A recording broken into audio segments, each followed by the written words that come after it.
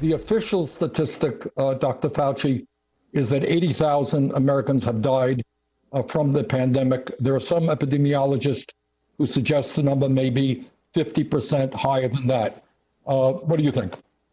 I'm not sure, Senator Sanders, if it's going to be 50% higher, but most of us feel that the number of deaths are likely higher than that number because given the situation, particularly in New York City, when they were really strapped with a very serious challenge to their healthcare system, that there may have been people who died at home who did have COVID, who were not counted as COVID because they never really got to the hospital.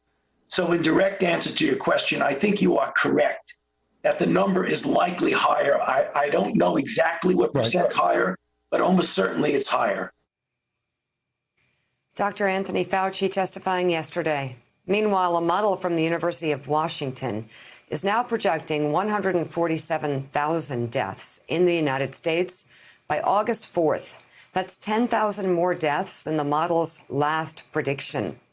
A senior administration official tells NBC News that while they keep an eye on these outside models, the administration largely focuses on its own data, CDC guidelines, and guidance from the coronavirus task force.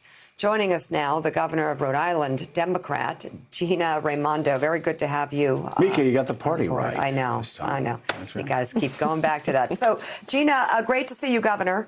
I know that you're working hard to work with businesses and tech companies to get testing and tracing in place in your state. But what happens between then and now? Then, when all of that is in place, and now when the economy is at the standstill and people are frustrated and worried about their economic security? Yeah. So good morning. Good to see you guys. You know, the story of how Rhode Island is getting through this crisis is really one of innovation. So exactly as you said, I don't think any of us, certainly I have never had to lead through anything quite like this, which means we have to move fast and also think differently. And so what I have tried to do is reach out and ask for partnerships. We partnered immediately with CVS, hometown company here, to ramp up our testing. We now have some of the highest testing per capita in America. Reached out to Salesforce very early in the crisis and said, hey, you guys have to help me develop a best-in-class contact tracing system, and reached out to Amazon Web Services. We are flooded with unemployment insurance claims like every state in the country. I had people hanging on hold or busy signals, which is exactly what they shouldn't be doing during the crisis. And now we're able to process 1,000 calls a minute. So, you know, my point in saying this is every day is different. We have to be quick and react, but we have to be open to innovating and doing things differently. Because as you said, we do have to get people back to work. You know, we have to do it safely. We have to do it thoughtfully. We have to do it slowly. But my focus has been flatten our curve, which we've done very successfully through taking aggressive and swift action, and then build systems, testing systems, contact tracing systems, symptom tracking systems, so people have confidence and feel safe so that we can slowly get folks back to work. Because, you know, we have an economic crisis here as well as a public health crisis. And when you're the governor, I've got 1 million people I need to answer to. They need to be both safe and healthy and slowly getting back to work with confidence. Governor, what about the bigger picture, though? Because as Rhode Island stands out in your ability to develop these partnerships and get testing and tracing in place and proper distancing guidelines met by the people. And as you work to, as you said, we got to get the economy back going, work to do that. What about the fact that you're just one state and a lot of people move through your state? It's kind of, doesn't it defeat the purpose if other states aren't on the same page? Well, first, I want to give a shout out to my fellow governors in this region. They are all battling this every day and doing a terrific job of that.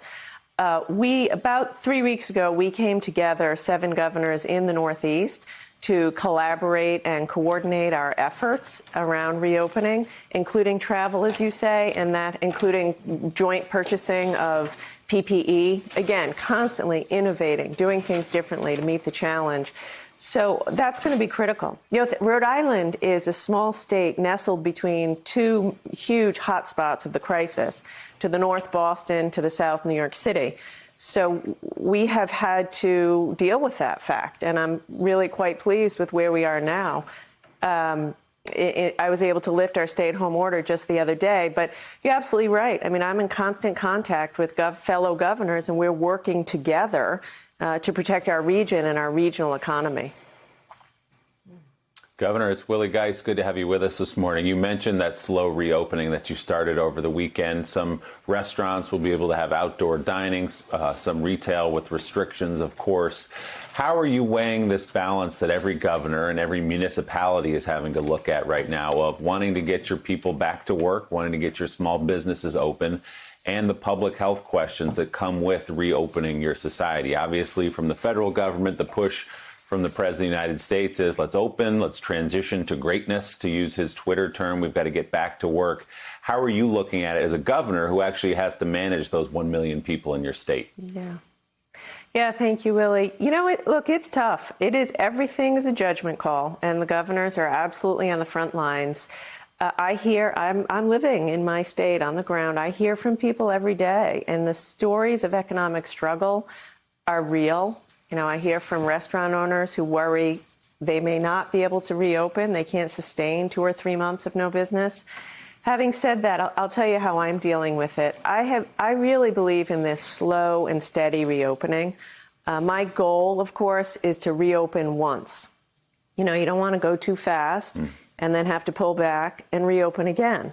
So the approach that I've landed on after great consultation with public health experts, my team, businesses, is, guys, it's in everyone's interest to go slowly and steadily. Let's take 14 days, let's study where we are for 14 days, and then take the next step. I'm confident. I'm leading with confidence. I trust the people of Rhode Island that they're going to do the right thing. They know it's in their interest to follow the rules so they can reopen. But I never again want to have to pull back and shut down our economy. So we've landed in a place of slowly reopening, you know, like the dimmer switch, not the flick of a light, and hoping that if you do that slowly, you never have to pull back. And I think people get it. Listen, they're frustrated, and I get that too. But we are where we are, and I think we just have to accept it. Governor Gina Raimondo, thank you very much for coming on the show. We wish you the best of luck with this. Thank you. Thank you so much, Governor. Thanks, guys. Thanks for checking out MSNBC on YouTube, and make sure you subscribe to stay up to date on the day's biggest stories. And you can click on any of the videos around us to watch more from Morning Joe and MSNBC. Thanks so much for watching.